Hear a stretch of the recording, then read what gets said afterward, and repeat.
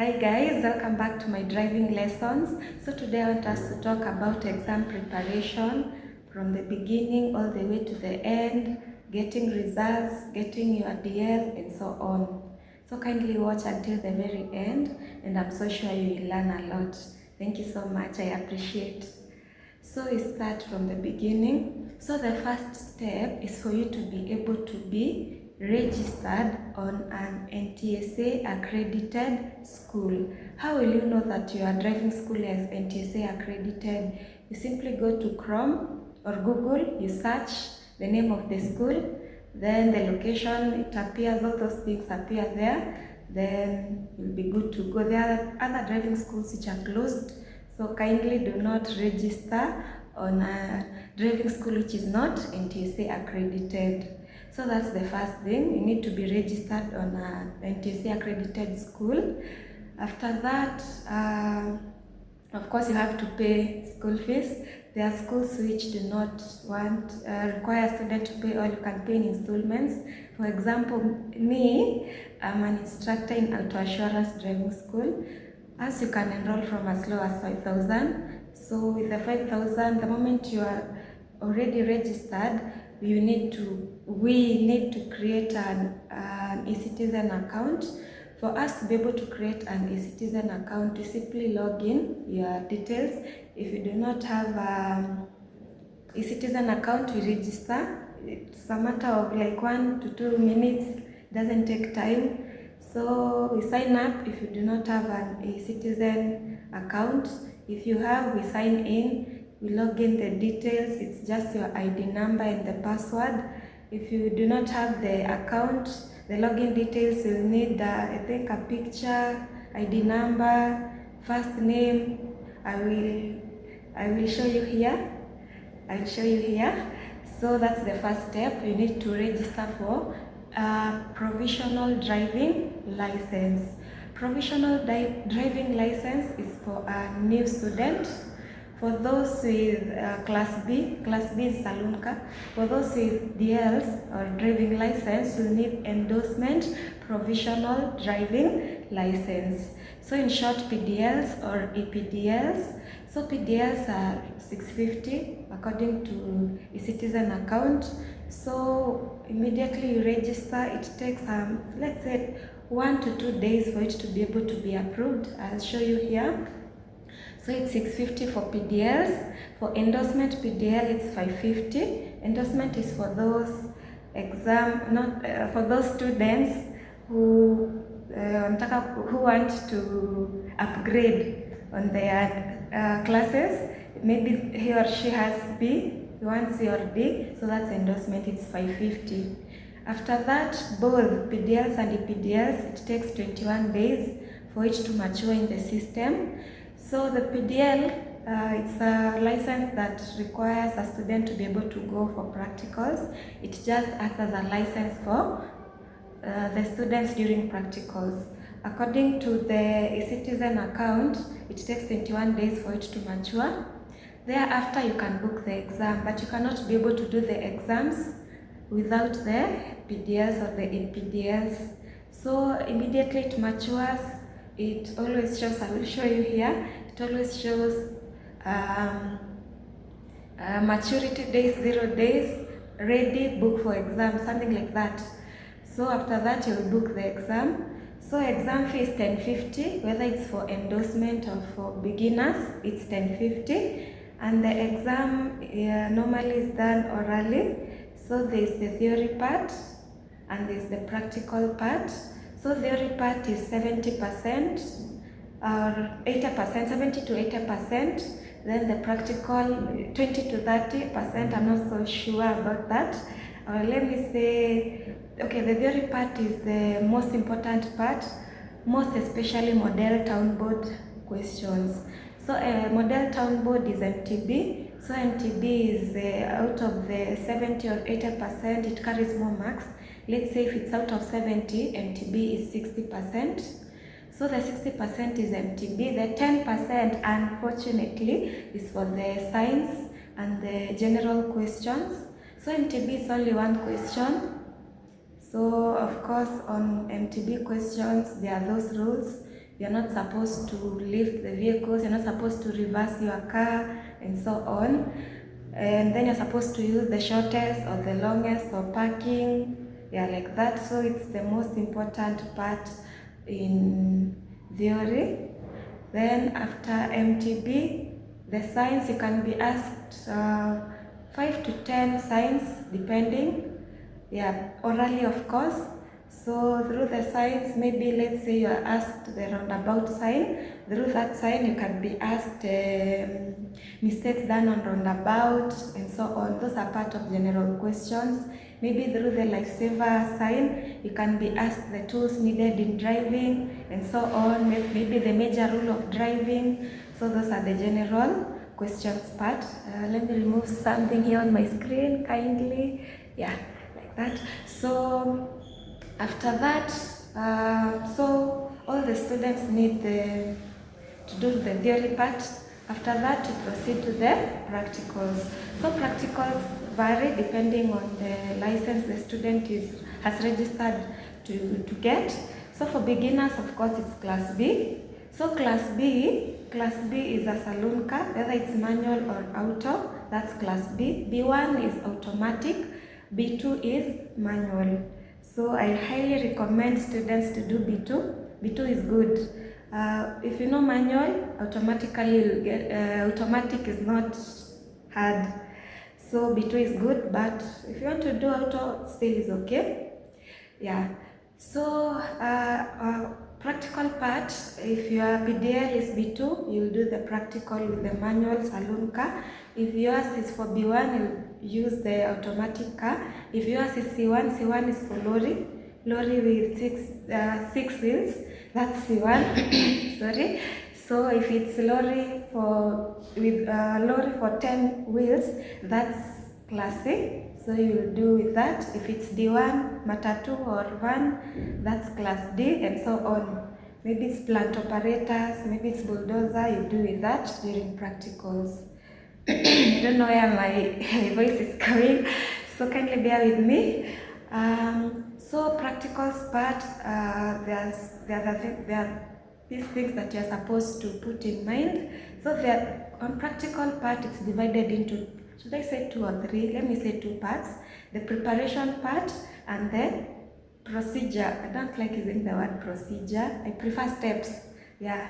So steps in driving, in practicals, and then there is the driving preparations. So the driving preparations part, the first thing, whichever vehicle it is, you need to adjust the seat.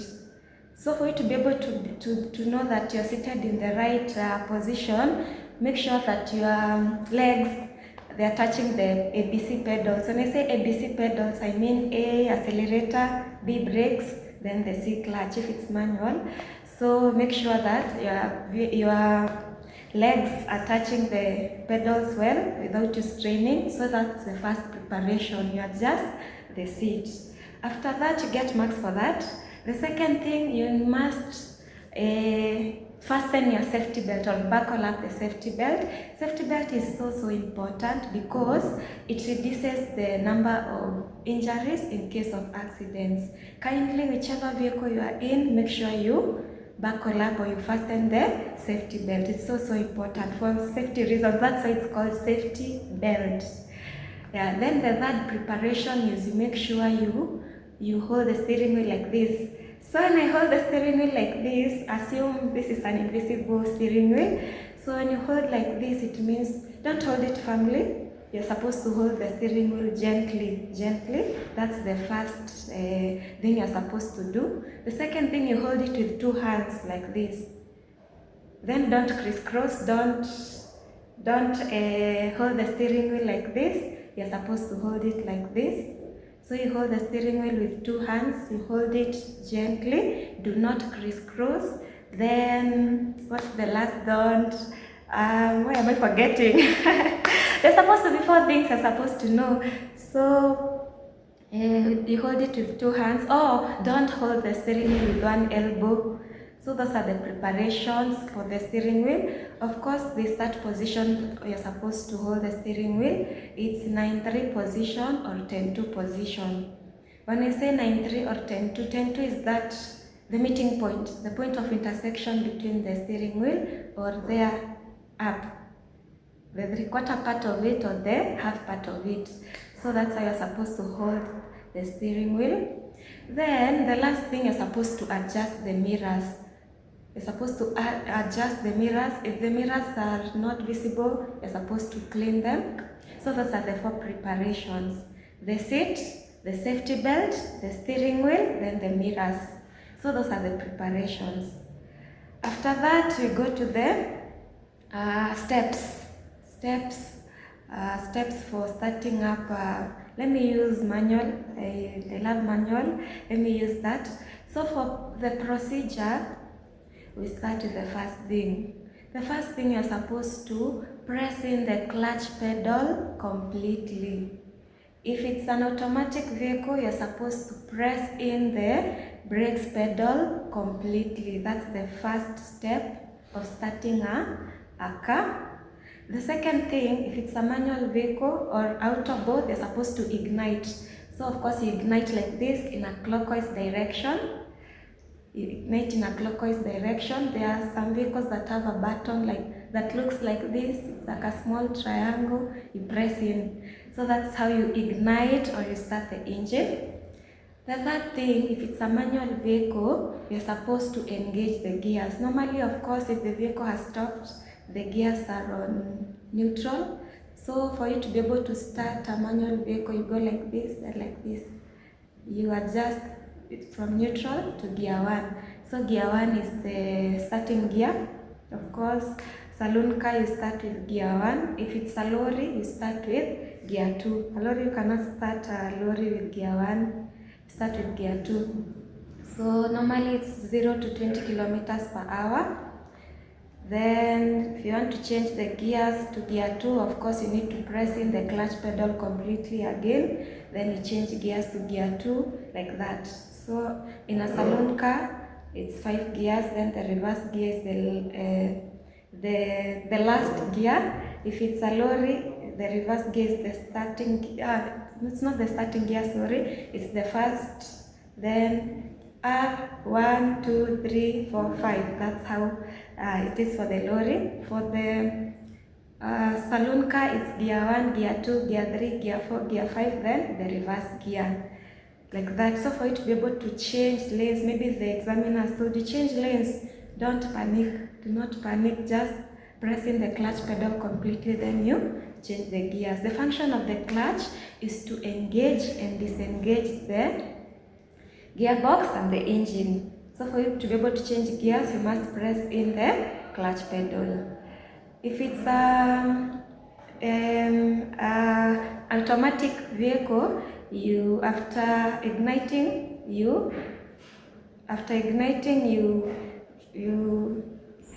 press in the gear, let me call it the gear, from neutral to D for drive. Yeah, like that. The third thing, for the fourth step for manual vehicle is after the gears, you must release the handbrake. Handbrake is very, very important for you to release. If it's the vehicle has stopped, the handbrake is always like this. For you to be able to disengage it or to release it, it's supposed to face downwards. So don't forget the handbrake. Most students usually forget that. Don't forget to release the handbrake. If you do not release the handbrake, the vehicle will not go. That still applies on the how is it called? The automatic vehicle. You're supposed to release the handbrake. After you release the handbrake for manual vehicle, the last step is for you to be able to release the clutch pedal completely. Then you accelerate. That's the last step, which is step 5. You release the clutch pedal completely as you accelerate gently. So for you to accelerate, of course, you press in the accelerator pedal. If it's a automatic vehicle, you will release the brakes pedal completely as you accelerate gently. So those are the procedure for starting a manual and an automatic vehicle. Kindly allow me to go to the most important practical part, which is hill start. Hill start is driving a manual car on a hill or a steepy area. So the first procedure is the step of hill start. The first thing you're supposed to press in the clutch pedal completely and the brakes pedal gently. That's the first step. The second step you're supposed to do is to ignite or start the engine. After that, the third step you're supposed to do is to engage the gears from neutral all the way to gear 1. Gear 1, which is the starting gear. So after that, you're supposed to release the handbrake. You're supposed to release the handbrake, so it's supposed to face downwards. After that, the last and the most important thing on hill start is this. So the last point, again, you're supposed to press in clutch pedal completely until you hear a, in quotes, clutching bite or the loading point. Loading point is when the vehicle shakes. That vibration, like there's that sound, there's that sound that that sound is the clutching bite or the loading point. So immediately you feel that, you're supposed to now release the brakes pedal completely, then you accelerate gently. So those are the 5 very important steps in hill start, a very important concept in practicals. So make sure you do it right. So after practicals, you can be asked that normal starting, hill start, or normal starting of a vehicle. After that, you can be asked to do reversing or making a 3-point turn. It depends with the examiners. So if you're supposed to stop the vehicle, the procedure of stopping the vehicle, if it's a manual, let me start with the manual vehicle. Procedure of stopping the vehicle, you're supposed to press in the clutch pedal completely. Then you're supposed to again press the brakes gently until the vehicle stops. After that, you disengage the gears to neutral. After that, you're supposed to lift the handbrake. You lift the handbrake, so it's supposed to be like this when it's stopping. Yeah, so after that, you release the clutch pedal completely, then you release the brakes pedal gently until the sorry for that. I don't know. I'm so sorry for that. The last step after hearing the last step after the gears to neutral, the last step is handbrake. You engage the handbrakes. Yeah, that's the word I was looking for. You engage the handbrake. After that, you press in or you release the clutch pedal completely and the brakes pedal gently. Yes, like that. The procedure for stopping an automatic vehicle, you press in the brakes pedal completely. It's not completely, but gently. I don't know why I'm confusing. I'm sorry for that. So you press in brakes pedal gently until the vehicle stops. The second thing is you disengage the gears to parking. Yes, from driving to parking. Then the last step is you engage the handbrake or the foot brake. There are some vehicles which have the foot brake, so you use that. So that's the procedure for the practical part. So practical is 30%. Theory is purely orally. It's done orally. There's no writing. The only place you're supposed to write is when you're signing there are those details, your ID, phone number, your name. That's the only place you're supposed to write. But there are some few changes I'm seeing currently, but it has not yet been approved. That there will be written, I don't know if it's written, we are yet to confirm, but for now, the theory part 70%, it's done orally. The practical part is 30%. Make sure you do those steps or the procedure in a right way. And for you to be able to get the results, here in Nakuru, currently I'm in Nakuru, the results, at least they take maximum of 2 days. Let's say exam students have done it on Monday. At least by Wednesday, results are there. For you to be able to access the results, immediately I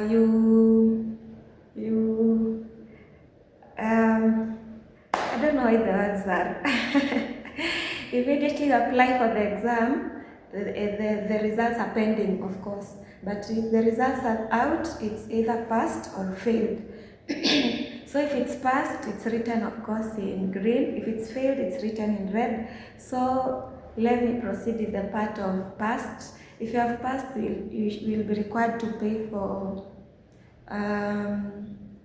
interim DL. So interim acts as a waiting for DL. You can use the interim for 6 months. The moment you apply for the interim, the Ecitizen approves it immediately, and then it shows the vehicle. If it's class B, if it's C1, the interim is the one that shows. It's the one that shows in the system. After interim, it's not a must you wait for the 6 months for you to be able to renew or get your DL. You can still apply immediately, or you wait for those 6 months, or within 6 months for you to be able to apply for a driving license. So unfortunately, nowadays there is no DL for 1 year, but you can renew for 1 year. But for new students, it's only smart driving license, which is valid for 3 years, and it's 30/50. Immediately you apply, you make sure you book an appointment. If you don't book an appointment, you will never get your DL. So you book an appointment, immediately you finish, you choose the day, you choose whichever station you want. If it's Nakuru, Nairobi, whichever Huduma Center you want. So for you to be able to go to Huduma Center, you need to go with the receipts.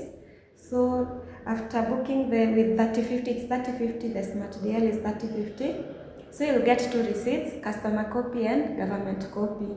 So you'll print it out in a cyber or office or wherever you can print it out. You go with it to Huduma Center. It's at least you're supposed to dress decently. It's good, it's good when your DL is which one shall I use? Appealing. Should I use the word appealing? Yani inavutia. Let me use that word. So it's recommended you dress decently, at least, because of the picture, the passport size photo that they will take you, and the fingerprints. So that's why you must visit a Huduma Center for fingerprint and the passport size photo. After that, you'll wait for 3 weeks maximum. Then you'll go for the DL. So that's it. So for those who have failed, because there are some students who failed, it's part of life. There's passing and there's failing. For those who have failed, unfortunately, you're supposed to rebook the exam. So you rebook again with 1050. Other schools, there will be penalty. Other schools, there is no penalty. Penalty is that part of school fees that you're supposed to pay in order for you to repeat the exams. So the exam fee is 1050 again, you shall rebook, but make sure before you rebook, make sure your PDL has not expired. The PDL is valid for 3 months. So yeah, at least after exam, don't stay in a driving school for too long. Maybe if you pass, if you fail, maybe I've stayed in 3 months. If you fail, you'll need to rebook another PDL. You wait for 21 days, which is not good. At the end of it all, it's wasting a lot of time and energy and effort. So don't do that. Yeah, I think that's all. I don't think there's anything that I've left behind. Oh, for those with endorsement, those with driving license, but they call it stamp. For those who want stamp, they're called endorsement students. You just renew. After interim, make sure you renew your license. Don't renew your license after exam immediately after the results are out. The interim is the one that reflects in the system. So make sure you pay for the interim first before you renew your license. So that's it, guys. The license, of course, expires in 3 years. And there are those that expire within 1 year. Don't drive with an expired DL. You'll face severe consequences. Don't do that. So I think that's enough. I think that's it. So thank you so much for watching until the very end. Thank you so much for your support. Finally, I've been monetized after 1.5 years. Thank you to you guys. Thank you so much for your support. Don't forget to come back for my lessons. TikTok, I post on TikTok and on YouTube. I'll start posting on YouTube soon. So I highly appreciate. May God bless you a lot. I am so humbled and I'm so grateful for you guys. Thank you so much. So that's it, guys. Thank you so much for watching until the very end. Bye. Tune in for more driving lessons and bye.